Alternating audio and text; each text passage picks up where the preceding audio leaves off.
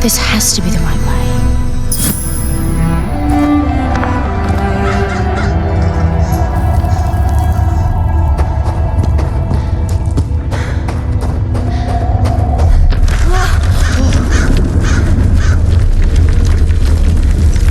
Before we continue, let's stop a moment and take a look at some of the key features of this demo. Much of what you see was built with Quixel Megascan assets, but instead of using the game versions, we used the cinematic versions, which would typically only be used in film. There are around 1 million triangles each, and thanks to virtual texturing, they all use 8K textures as well. Nanite can render an insane number of triangles very quickly. There are over 1 billion triangles of source geometry in each frame that Nanite crunches down losslessly to around 20 million drawn triangles. What does that many triangles look like? This isn't noise. These are the triangles, each a different color. Most are so small that they look like noise. Nanite achieves detail down to the pixel, which means triangles are often the size of pixels. This amount of geometric detail requires shadows to be pixel accurate as well, and Nanite can do that too. Speaking of lighting, all of the lighting in this demo is completely dynamic, with the power of Lumen that even includes multi-bounce global illumination. No light maps, no baking here. Without GI, all of that beautiful lighting is gone. With Lumen enabled, we can move the light and the bounce changes instantly. Okay, let's keep going.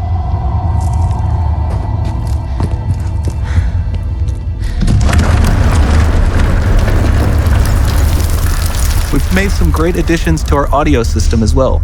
Convolution reverb allows us to measure reverberation characteristics of real spaces, like actual caves that we sampled, and reproduce them in virtual spaces. Sound field rendering allows us to record and play back spatialized audio.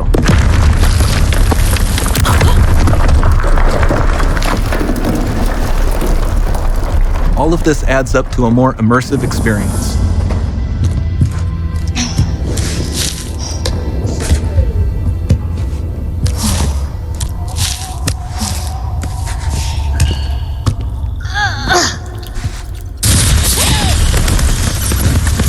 This swarm of bats was created with our Niagara effects system. Particles in Niagara can now talk to one another and understand their environment like never before.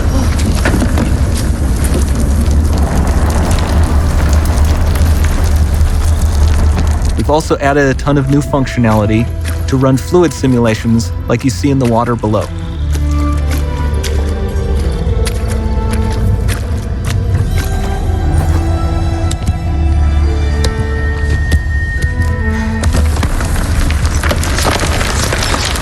The demo runs on our chaos physics system.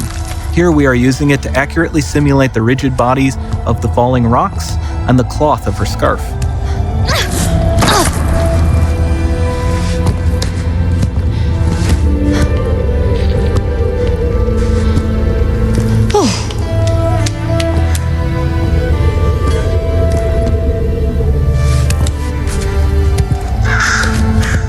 Now that the environment is so complex, we've needed to greatly improve our animation systems to adapt.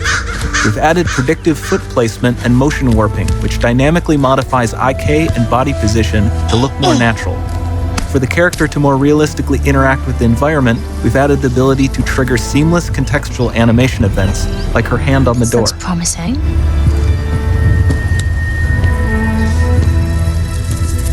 Dynamic GI is amazing, not just for speeding up iteration, but also for its impact on gameplay. Nice. Any light source can move while still having beautiful bounce lighting. Dynamic illumination means specular as well, which you can see on all the metal surfaces. You can even see the Niagara-powered bugs reacting to the light. Lumen not only reacts to moving light sources, but also changes in geometry.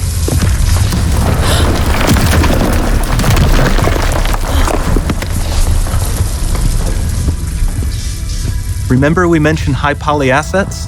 This statue was imported directly from ZBrush and is more than 33 million triangles. No baking of normal maps, no authored LODs.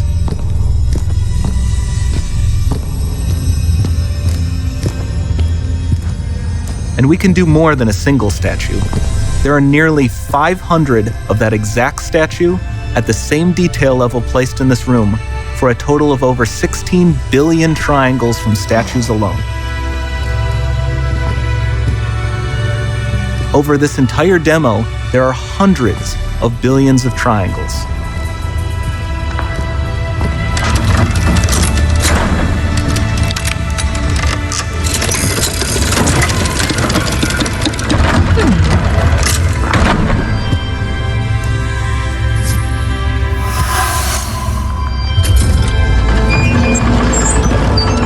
So with Nanite, you have limitless geometry, and with Lumen, you have fully dynamic lighting and global illumination, all running on a PlayStation 5.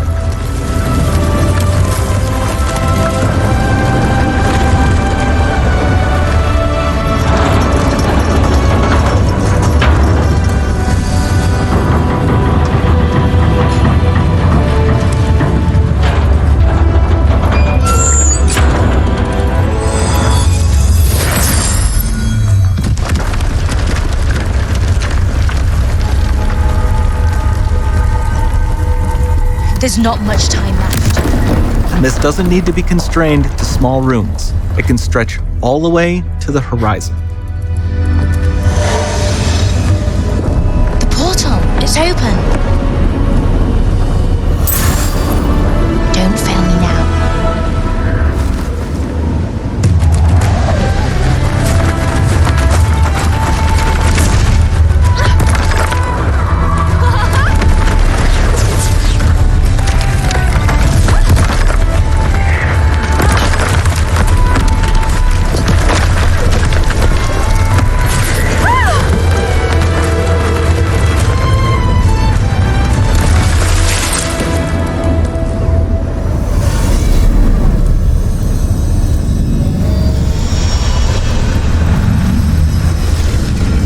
Time to see what's next.